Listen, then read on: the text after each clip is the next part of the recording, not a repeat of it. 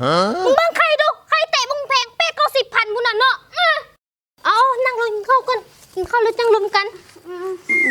เอากินไหมหันคำพูดคำตามึงเอาใครนี่วะมาให้กูกินกูมาหย่ามึงอะมีแต่ไข่นี่วะ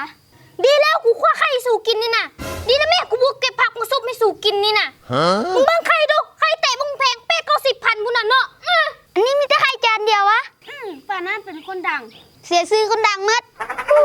เอ้าสู้ที่กินบ่นี่คันบ่กินกูไปกินกับคำพูดได้กินกินดีๆแล้วบ่กินว่ากินขนาดสิกินน่ะสู้หันมายามกูน่ะสู้ต้องเอาเป็ดเอาไก่เอางัวมาต้อนกูตัวมาเฮ็ดให้กูกินอันนี้ได้กูให้จังได๋กูสิฮู้ว่าสู้สิมาว้าปีกมันสวมมันเนาะกินสิกินน่ะว้าฝากอุดหนุนยาดูแก้วเด็กดีช่วยคำตายเด้อยาดูแก้วตัวนี้น่ะมันเป็นยาดูแก้วสมุนไพรผสมน้ำยาบนปากเด็กน้อยอายุ2 ปีขึ้นไปใช้ได้ใช้แล้วจะช่วยกำจัดคราบหินปูนให้ได้แค่ของขาวขึ้นให้ได้ลมหายใจหอมสดชื่นผู้ใดสนใจคอมเมนต์มาเด้อ